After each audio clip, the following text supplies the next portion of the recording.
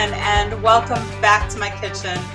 Today I would like to talk to you about steam canning. Now, some of you may have already heard about steam canning. Maybe some of you are unfamiliar with it. But steam canning and hot water bathing are pretty much the same safety and results. Steam canning just requires a lot less water. In hot water bathing, you fully submerge your jars under 2 inches of water, and then you bring it to boiling, and once your water is at a full rolling boil, that is when you start your timing process. With steam canning, you're not submerging your jars. You are just utilizing the steam almost like in pressure canner, where you fill the canner up with steam in a pressure canner. That's how a pressure canner operates. A steam canner operates in much the same way. So you're not, in steam canning, you are not submerging your jars of food underneath 2 inches of water. They remain above the water level. Now, there are specifically made steam canners. This is one of them. All right. And I know it looks like I have this thing upside down, that it should go that way, but it really doesn't. The smaller part of the steam canner is actually the water reservoir where you fill with water. And then, of course, the big dome covers even quart-size jars. All right. So in your steam canner, you would want to have at least 3 inches of steam. Okay. And my steam canner, actually, I bought this used, and my steam canner didn't have a rack with it. Now, just like any other time that you're canning, whether you're hot water bathing or pressure canning, when you're steam bathing or steam canning, you really need to have a rack or something in the bottom of your steam canner so that your jars are not resting directly on the bottom of the pan. And what that does is that helps to prevent thermal shock from your jars. It protects the jars from the direct heat of your burner, or the flame, or whatever kind of stove you're using. So make sure you either have a rack with your steam canner, or you can place a thick terry cloth towel in the bottom of yours. And that's what I've done before with this one. Like I said, it was missing the rack, and so what I did is I just placed a terry cloth towel in it. Now, another thing, if you buy a used canner like what I did, they do sell these new also.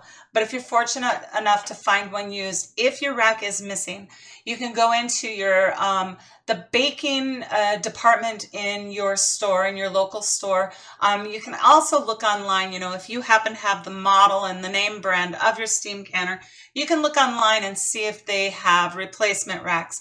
But if you can't find the one that was specifically made for your steam canner, just like any other canner too, if your water bath is missing its rack, you can look up the name and the model of your hot water bather, and you can usually find a replacement rack. Same thing for your pressure canners. Most all of them have replacement racks that you can buy.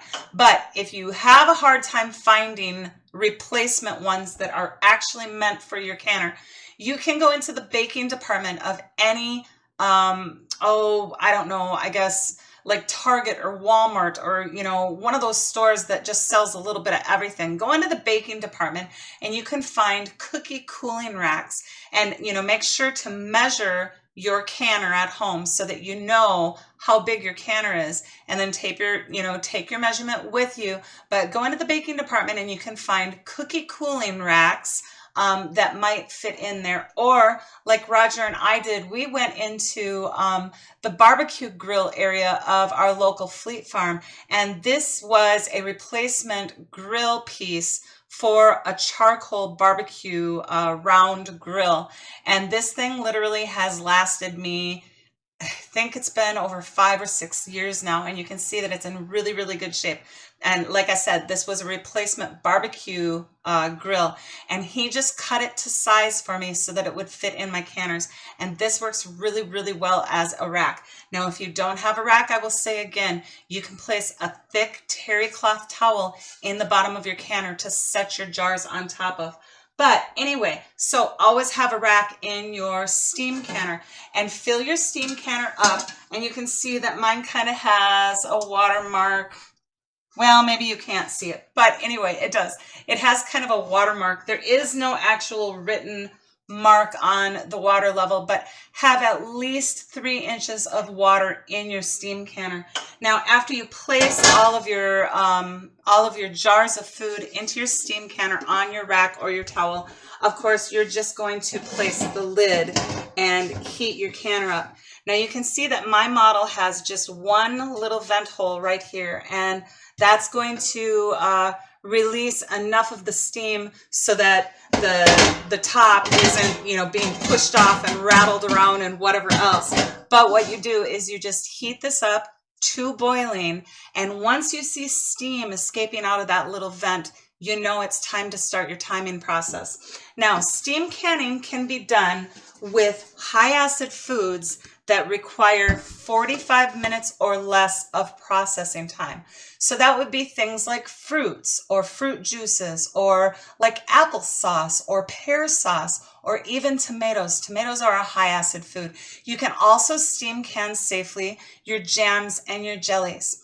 Now, the reason why that there is a limited list of things that you can safely steam can is because in regular models of steam canners, you can see that the bottom of this bottom pan that holds the water is actually pretty short. It's only about 4 inches high. And so the reason why you can't steam can longer than that 45 minutes is because you would run out of water before a much longer process. So another thing that I want to share with you is that if you have a stovetop pressure canner of any kind, whether it be the Prestos or Meadows or even your All-American canners, if you have a stovetop pressure canner, and I want to specify that if you have a stovetop pressure cooker that has a weight, okay? Now, some models do not have a weight that jiggles, but if your pressure cooker has a weight pipe stem like a pressure canner does, you can steam can inside of your pressure cooker, okay? But please pay attention to those very specific things. A pressure cooker, you can use it for a steam canner if you have a jiggle weight that goes on top of it and you have a weight pipe vent where the steam can escape out of the pot, okay? But any pressure canner can be used as a steam canner, and you just use the appropriate amount of water that your model calls for, which is normally around 2 or 3 quarts of water.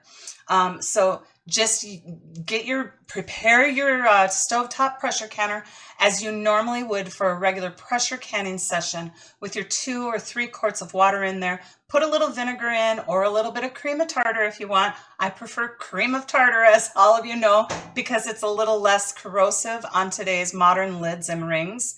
Vinegar is very, very corrosive to the new, cheaper products that were all being, I guess, sold in the stores these days. But anyway, a little bit of cream of tartar in your canning water, and then you proceed to bring your canner to a full vent.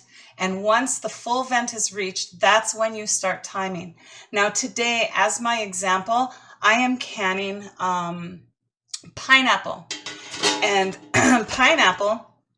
pints of pineapple are a short 15-minute hot water bath. So I'm going to steam can my pineapple today for 15 minutes because, like I said, hot water bathing, traditional hot water bathing, and steam canning are the exact same thing. It just, steam canning uses so much less water, and in the long run is a little bit more convenient and a little quicker, simply because you're not heating up gallons and gallons of water to a rolling boil. You're only heating, you know, your 2 or 3 quarts of water and just achieving a vent on your stovetop canner, and away you go. So anyway, I'm going to go ahead and I'm going to double stack today.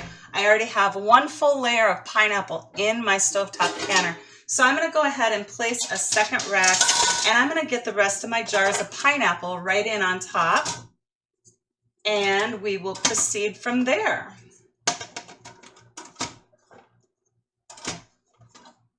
All right, so I have double stacked my pineapple in my stovetop canner. I'm simply going to place and lock my lid, and then I'm going to heat my canner over medium heat. Now, I always tend to, everything is at room temperature. My canner water and my food. Always match the temperature of your food in jars to the temperature of your canner water. But I'm starting from room temperature today. So everything is at room temperature. Now, another thing I would like to mention is when you are double stacking pints like what I am today, do not be surprised if it takes your canner quite a while to get heated up. Now you got to think about the fact that you have like what, 16 or 18 pints of food item inside of your canner. It takes a really long time for the heat to penetrate through all of those jars of food before it can actually come to a vent and start venting. So this will take a little while for this canner to heat up and come to a full vent, but I am only doing it over medium heat. The reason why I do it over medium heat is the drastic high heat, even if you have your jars on on the rack, which you should always do. Always have a rack on the bottom of your canner or a thick terry cloth towel. But the drastic heat change with high heat between a cold food item and that hot burner just trying to feverishly heat up your canner, you can actually have thermal shock and you can actually cause a lot of siphoning in your jars. So I always elect to heat my canners just a little bit slower, and that prevents a lot of those problems. I rarely have overflow issues or siphoning issues, and I really believe that that is because I do choose to heat my canners more slowly, and I also extend my cool off period too.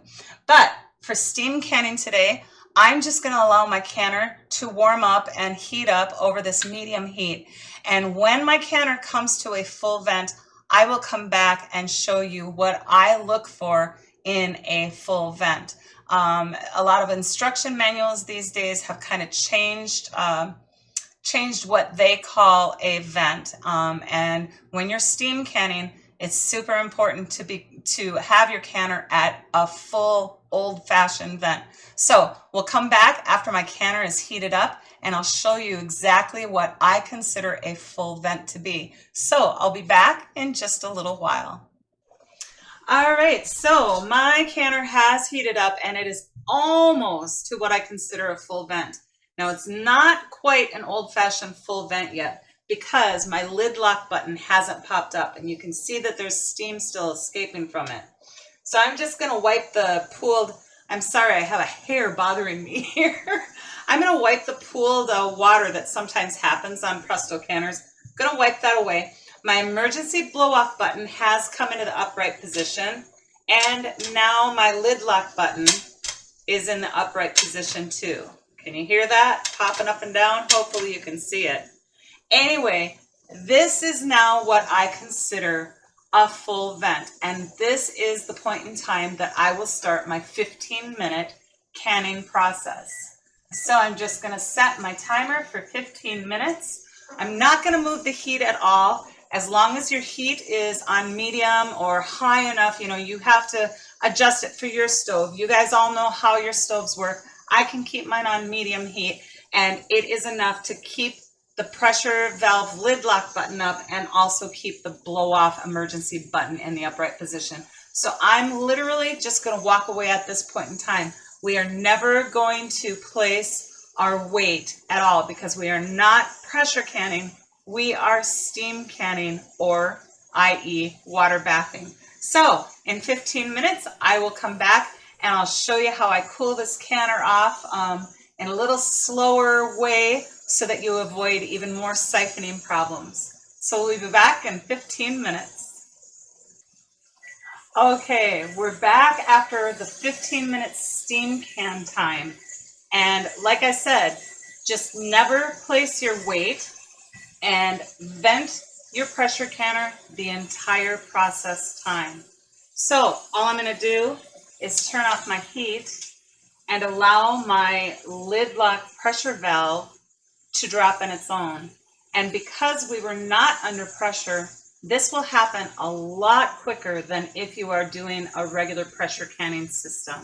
So once this drops down, then you can crack open your lid, and I'll show you how I cool off the canner just ever so slowly, so that we avoid all sorts of siphoning issues. So after this drops down in just a minute, I'll crack open the lid and show you how I cool the canner.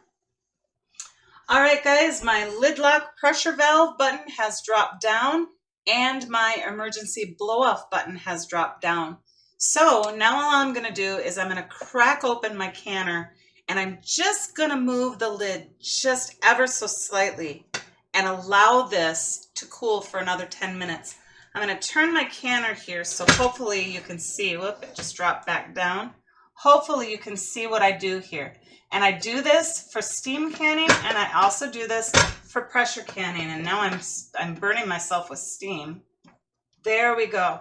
I just take and I just crack it just ever so slightly, and I allow it to cool for 10 minutes. Now I'm going to come back, and I'm going to, in 10 minutes, and I'm going to move that lid back just a little bit more and allow it to cool for another 10 minutes.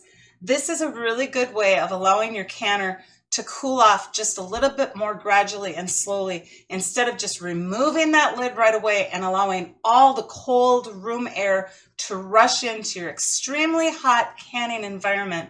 And what that does is that cold air pushes into the canner and pushes that hot food and fluid out from underneath the lids of your jars. So if you just take a little bit more time and allow your canner to cool off just a little bit slower, you're going to avoid a lot of those issues. So in 10 minutes, I'm going to come back and push this back just a little bit more and allow it to cool longer.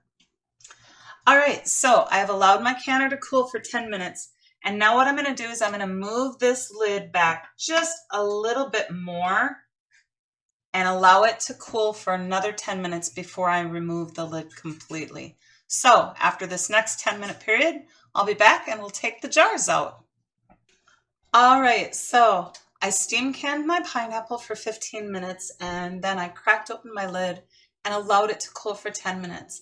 I pushed my lid back just a little bit more and allowed it to cool for another 10 minutes. This, just as I've said before in other videos and whatever, it kind of avoids some of that siphoning that can happen when there's such a drastic change between the cool room air temperature and the hot area inside of your canner.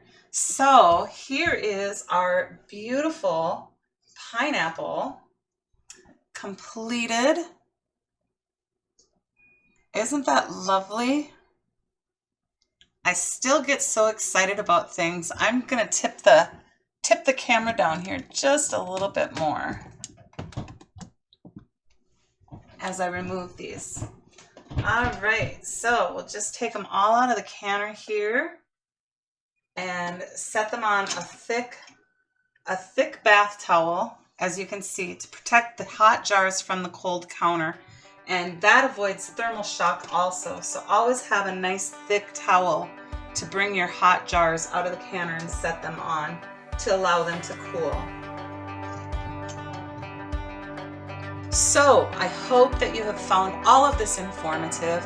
I really appreciate you spending your time with me again today. God bless you all, and happy canning, everybody.